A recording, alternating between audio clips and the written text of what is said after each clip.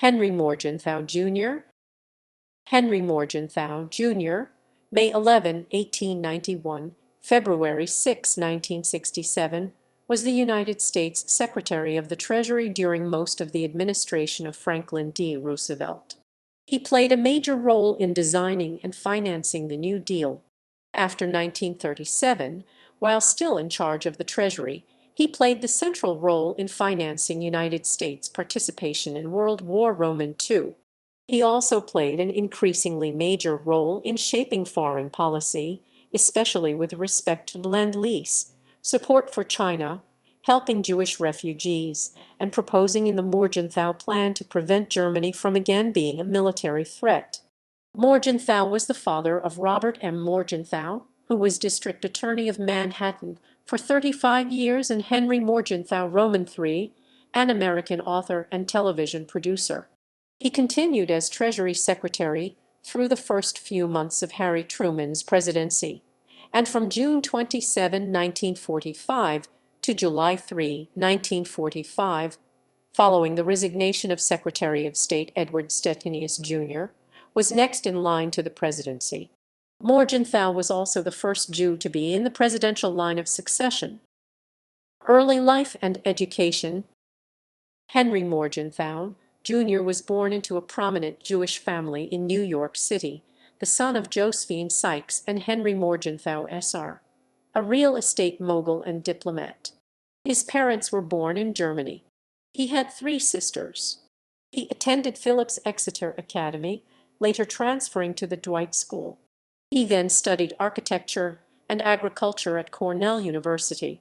In 1913, he met and became friends with Franklin and Eleanor Roosevelt. He operated a farm named Fishkill Farms near the Roosevelt estate in upstate New York. He was concerned about distress among farmers, who comprised over a fourth of the population. In 1922, he took over the American Agriculturalist magazine, making it a voice for reclamation, conservation, and scientific farming. In 1929, Roosevelt, as governor of New York, appointed him chair of the New York State Agricultural Advisory Committee and to the State Conservation Commission. Political career. New Deal. In 1933, Roosevelt became president and appointed Morgenthau governor of the Federal Farm Board. Morgenthau was nonetheless involved in monetary decisions. Roosevelt adopted the idea of raising the price of gold to inflate the currency and reverse the debilitating deflation of prices. The idea came from Professor George Warren of Cornell University. Morgenthau wrote in his diary, "Saturday went to the White House and met Jones there. I said to the president that we did not buy any gold last night. He said that is right. Harrison called up and spoke to Jess. I could not make out whether he also spoke to the president. Then Harrison urged that inasmuch as Saturday was only half a day that they should not buy any gold. Both the president and Jones said that they thought they made a mistake by agreeing with Harrison. I believe it was on Friday that we raised the price 21c/, and the president said, it is a lucky number because it is 3 times 7. If anybody ever knew how we really set the gold price through a combination of lucky numbers, etc., I think that they really would be frightened. Saturday we increased the price 10c/. I stayed after Jones left and had a good half-hour talk, in which most of the time Louis Howe was present. In 1934, when William H. Wooden resigned because of poor health, Roosevelt appointed Morgenthau Secretary of the Treasury. Even conservatives approved. Morgenthau was a strict monetarist. President Roosevelt, Morgenthau, and Federal Reserve Chairman Mariner Stoddard Eccles jointly kept interest rates low during the Depression to finance massive public spending, and then later to support rearmament, support for Britain, and U.S. participation in WW2. In 1934, President Franklin D. Roosevelt asked Morgenthau to. Treasury Secretary Morgenthau explained that he examined the taxes of Hearst and actress Marion Davies and advised FDR to mount a preemptive attack on both her and Hearst.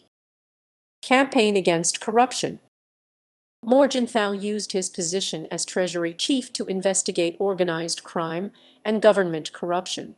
Treasury intelligence and other agencies, the notoriously fragmented United States federal law enforcement system had 5 in the Treasury Department alone, were uncoordinated in their efforts. Efforts to create a super agency were stalled by J. Edgar Hoover, who feared his FBI would be overshadowed. Nevertheless, Morgenthau created a coordinator for the Treasury agencies. Although the coordinator could not control them, he could move them to some cooperation. Former head of IRS criminal investigators Elmer Lincoln Eyre, who had directed major investigations including the successful prosecution of Al Capone, assumed the position in 1937. Investigations of official corruption caused the fall of political boss Thomas Big Tom Pendergast of Kansas City. A mafia-related shootout and massive official corruption led to successful investigations against Pendergast and the local mafia head Charles Carollo. Other officials, as well as gangsters, in a few rare cases were convicted as a result of Morgenthau's investigations. Fiscal responsibility. Jewish refugees. Once confronted by the Holocaust, the Allied powers reacted slowly. In 1943, Morgenthau's Treasury Department approved the World Jewish Congress Plan. Morgenthau and his staff persisted in bypassing state and ultimately confronting Roosevelt in January 1944 with a report to the Secretary on the acquiescence of this government in the murder of the Jews. He obtained the presidential creation of the United States War Refugee Board (WRB) in January 1944.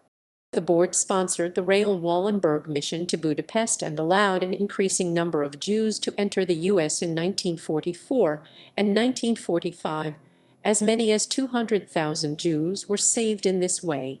Howitz 1991 argues that in late 1943, the Treasury Department drafted a report calling for the creation of a special rescue agency for European Jewry. At the same time, several congressmen connected with the Bergson boys introduced a resolution also calling for the creation of such an agency. On January 16, 1944, Morgenthau presented Roosevelt with the Treasury report, and the president agreed to create the War Refugee Board, the first major attempt of the United States to deal with the annihilation of European Jews. Blum argues that by mid-1944, the War Refugee Board had begun to fulfill Morgenthau's high expectations. His experience in getting the board established and in helping to oversee its operations constituted his signal wartime success to that date in nurturing humanitarian purpose in American foreign policy. As for the top Germans, Morgenthau at one point in summer 1944 suggested to Roosevelt that the top 50 or 100 German arch-criminals should be shot upon capture. He changed his mind and by early 1945 proposed formal trials. Morgenthau Plan. In 1944, Morgenthau proposed the Morgenthau Plan for post-war Germany, calling for Germany to lose its heavy industry, and the Ruhr should not only be stripped of all presently existing industries, but so weakened and controlled that it cannot in the foreseeable future become an industrial area. Germany would keep its rich farmlands in the east. However, Stalin insisted on the Oder-Neisse border, which moved those farming areas out of Germany. Therefore, the original Morgenthau Plan had to be dropped, Weinberg argues, because it was too soft on the Germans, not too hard, as some still imagine. At the Second Quebec Conference on September 16, 1944, Roosevelt and Morgenthau persuaded the initially very reluctant British Prime Minister Winston Churchill to agree to the Morgenthau Plan. Churchill chose, however, to narrow the scope of Morgenthau's proposal by drafting a new version of the memorandum, which ended up being the version signed by the two statesmen. The gist of the signed memorandum was this program for eliminating the war-making industries in the Ruhr, and the Tsar is looking forward to converting Germany into a country primarily agricultural and pastoral in its cow. The plan faced opposition in Roosevelt's cabinet, primarily from Henry L. Stimson, and when the plan was leaked to the press, there was public criticism of Roosevelt. The president's response to inquiries was to deny the press reports. As a consequence of the leak, Morgenthau was in bad favor with Roosevelt for a time. German propaganda minister Joseph Goebbels used the leaked plan, with some success, to encourage the German people to persevere in their war efforts so that their country would not be turned into a potato field. General George Marshall complained to Morgenthau that German resistance had strengthened. Hoping to get Morgenthau to relent on his plan for Germany, Roosevelt's son-in-law, Lieutenant Colonel John Boetiger, who worked in the United States Department of War, explained to Morgenthau how the American troops had had to fight for 5 weeks against fierce German resistance to capture Aachen, and complained to him that the Morgenthau Plan was worth 30 divisions to the. In late 1944, Roosevelt's election opponent, Thomas E. Dewey, said it was worth 10 divisions. Morgenthau refused to relent. On May 10, 1945, Truman signed the U.S. Occupation Directive JCS 1067. Morgenthau told his staff that it was a big day for the Treasury and that he hoped that someone doesn't recognize it as the Morgenthau Plan. The directive, which was in effect for over 2 years, directed the U.S. forces of occupation to. In occupied Germany, Morgenthau left a direct legacy through what in August commonly were called Morgenthau Boys. These were U.S. Treasury officials whom General Dwight D. Eisenhower had loaned into the Army of Occupation. These people ensured that JCS 1067 was interpreted as strictly as possible. They were most active in the first crucial months of the occupation, but continued their activities for almost 2 years following the resignations of Morgenthau in mid-1945 and sometime later of their leader, Colonel Bernard Bernstein, who was the repository of the Morgenthau spirit in the Army of Occupation. They resigned when, in July 1947, JCS 1067 was replaced by JCS 1779, which instead stressed that an orderly, prosperous Europe requires the economic contributions of a stable and productive Germany. Morgenthau's legacy was also seen in the plans for preserving German disarmament by significantly reducing German economic might. See also Allied plans for German industry after World War II. In October 1945, Morgenthau published a book titled Germany is Our Problem, in which he described and motivated the Morgenthau Plan in great detail. Roosevelt had granted permission for the book the evening before his death, when dining with Morgenthau at Warm Springs. Morgenthau had asked Churchill for permission to also include the text of the then still secret pastoralization memorandum signed by Churchill and FDR at Quebec, but permission was denied. In November 1945, General Dwight D. Eisenhower, the military governor of the U.S. occupation zone, approved the distribution of 1,000 free copies of the book to American military officials in occupied Germany. Historian Stephen E. Ambrose draws the conclusion that, despite Eisenhower's later claims that the act was not an endorsement of the Morgenthau Plan, Eisenhower both approved of the plan and had previously given Morgenthau at least some of his ideas on how Germany should be treated. Following his resignation, along with other prominent individuals such as the former First Lady, Eleanor Roosevelt, Morgenthau remained for several years an active member of the group campaigning for a harsh peace for Germany. Ultimately, though, the policy of reintegrating a fully industrialized and denazified modern Germany into Europe was the policy adopted, as described in Frank Capra's influential 1945 short subject Here is Germany. Bretton Woods. Morgenthau was first appointed by the U.S. President Franklin D. Roosevelt as temporary president of the Bretton Woods Conference, which established the Bretton Woods system, the International Monetary Fund, and the International Bank for Reconstruction and Development, the World Bank.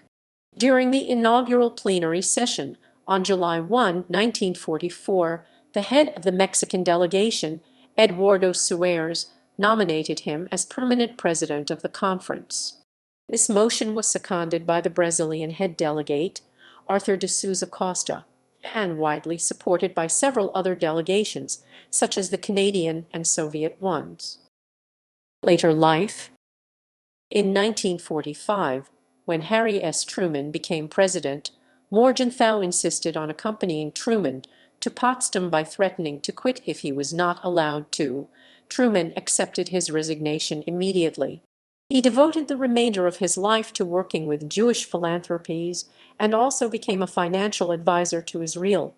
Tel Shahar, an Israeli moshav agricultural community near Jerusalem, created in 1948, was named in his honor. Morgenthau modern spelling Morgenthau means morning dew in German, and so does Tel Shahar in Hebrew. Legacy: Morgenthau donated his diary of 840 volumes to the Franklin D. Roosevelt Presidential Library and Museum. He died in Poughkeepsie, New York, in 1967. His son Robert M. Morgenthau was the district attorney of New York County from 1975 to 2009. The 378-foot 115 in United States Coast Guard Hamilton-class cutter Usk Morgenthau WHE Seamanist 722 was named in his honor. The ship was sold to Vietnam Coast Guard as CS Beeminus 8020. Personal life: he was married to Eleanor Lehman Fatman, granddaughter of Mayor Lehman, a co-founder of Lehman Brothers. They had 3 children: Joan Elizabeth Morgenthau Hirschhorn, married to Fred Hirschhorn Jr., Henry Morgenthau Roman III, and Robert M. Morgenthau. In 1913, Morgenthau purchased a farm in Hopewell Junction, New York, naming it Fishkill Farms. The farm still belongs to the Morgenthau family. On October 30, 1931, along with then Gov. Franklin Roosevelt, Morgenthau became a member of Tripo Bed Grotto in Poughkeepsie, NY, an independent body of Freemasonry.